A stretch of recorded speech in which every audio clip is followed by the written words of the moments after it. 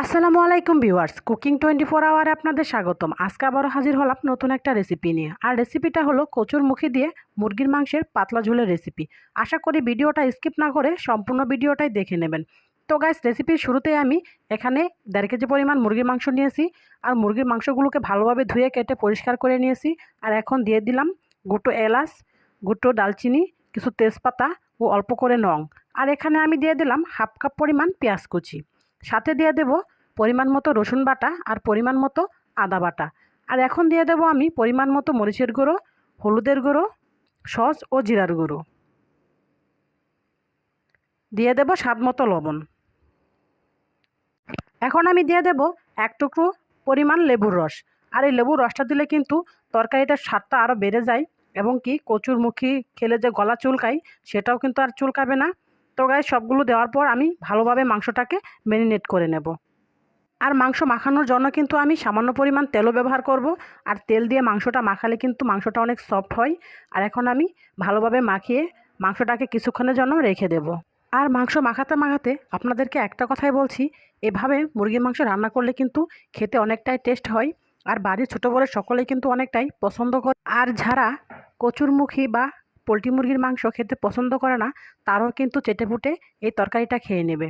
তো গাইস, কথা বলতে বলতে মাংসগুলো মাখানো হয়ে গিয়েছে। আর আমি রেস্টে রেখে দিয়ে এখন কড়াইতে দিয়ে দিলাম পরিমাণ মতো তেল। আর তেলটা দেওয়া হয়ে গেলে এখন আমি দিয়ে দেবো কড়াইতে কচুরমুখীগুলো। কচুরমুখীগুলোকে আমি ছুলে আস্তই রেখেছি। সাথে দিয়েছি আমি অল্প করে আলু, কারণ বাসায় ছোটো বাচ্চা থাকলে আলুটা অবশ্যই দেওয়া জরুরি। কারণ বাচ্চারা কিন্তু কচুরমুখী খেতে ভালোবাসে না, বা কচুরমুখী ওরা খেতেও পারে না। আর এখন আমি কচুরমুখী ও আলুটা ভালো করে ভেজে নেব। আর কচুরমুখীগুলো ভালো করে ভাজা হয়ে গেলে আমি নামিয়ে নেব। আপনারা কিন্তু অবশ্যই এভাবেই রান্না করবেন। কচুরমুখীগুলো আমার নামানো হয়ে গেলে এখন আমি কড়াইতে দিয়ে দেব আবারও পরিমাণ মতো তেল।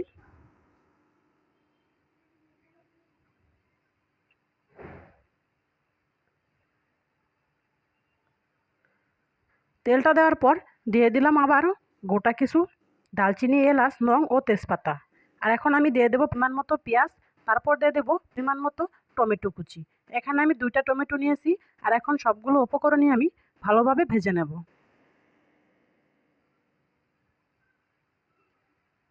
টমেটো ও পেঁয়াজগুলো ভালো করে ভাজা হয়ে গেলে আর এখন আমি মাখিয়ে রাখা মাংসগুলো দিয়ে কিছুক্ষণ নেড়ে চেড়ে মিশিয়ে নেব।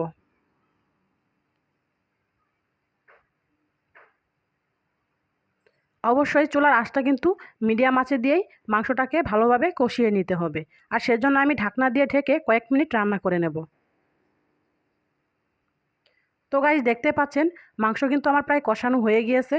আমি আবারও কিছুক্ষণ নেড়ে চেড়ে কয়েক মিনিট রান্না করে নেব।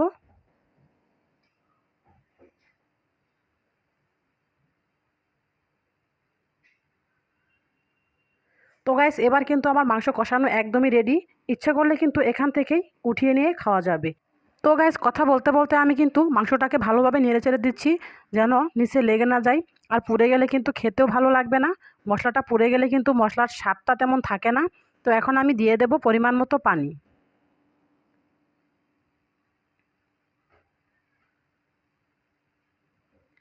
পানিটা দেওয়ার পর আবারও কিছুক্ষণ নেড়েচেড়ে ভালোভাবে মিশিয়ে নেব।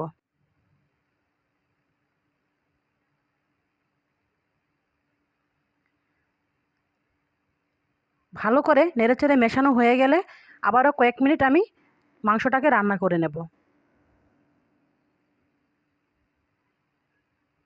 অবশ্যই চুলার আঁচটা এখন বাড়িয়ে দিতে হবে। আর আমার তরকারি বলকটা উঠে গেলেই কিন্তু আমি এখন দিয়ে দেব কচুরমুখী।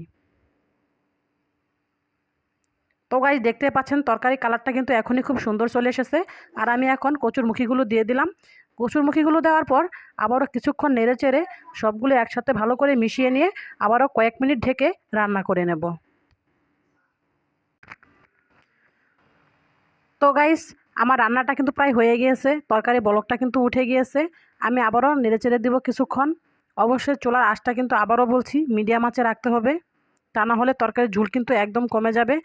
আর আপনারা কিন্তু আপনাদের পরিমাণ অনুযায়ী ঝোলটা কম বেশি করে নিতে পারেন, অথবা তরকারিটাকে একদম মাখো মাখো করতে পারেন।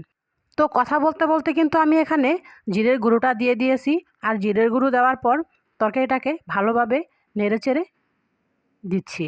আর এখন কিছুক্ষণ রান্না করেই কিন্তু আমি নামিয়ে পরিবেশন করে নিচ্ছি। আশা করি ভিডিওটা স্কিপ না করে সম্পূর্ণ ভিডিওটাই দেখেছেন। আর আমার এই ভিডিওটা যদি আপনাদের ভালো লেগে থাকে তাহলে আমাকে আরও নতুন নতুন ভিডিও বানানোর জন্য উৎসাহ দেবেন, এটাই আপনাদের কাছে সবসময় আশা করি। তো গাইস, আমার রেসিপিটা কিন্তু একদম রেডি, আর এখন আমি নামিয়ে পরিবেশন করে নেব। তো গাইস, দেখতে পাচ্ছেন তরকারি কালারটা কতটা সুন্দর এসেছে। আর এই রেসিপিটা কিন্তু জনপ্রিয় একটা খাবার, অনেকের কাছে অনেকে কিন্তু খেতে পছন্দ করে। আর যাদের গ্যাসের সমস্যা আছে, আলু খেতে পছন্দ করে না, তারাও কিন্তু কচুরমুখী দিয়ে এভাবে তরকারিটা রান্না করে খেতে পারেন। আশা করি আমার এই ভিডিওটা যারা সম্পূর্ণ দেখেছেন আপনাদের কাছে ভিডিওটা অনেক ভালো লেগেছে। তারা অবশ্যই আমার চ্যানেলে লাইক দিয়ে সাবস্ক্রাইব করে আমার পাশে থাকবেন। আশা করি এই রেসিপিটা একবার হলেও বাড়িতে ট্রাই করে দেখবেন, অনেকটাই ভালো লাগবে। আল্লাহ হাফেজ।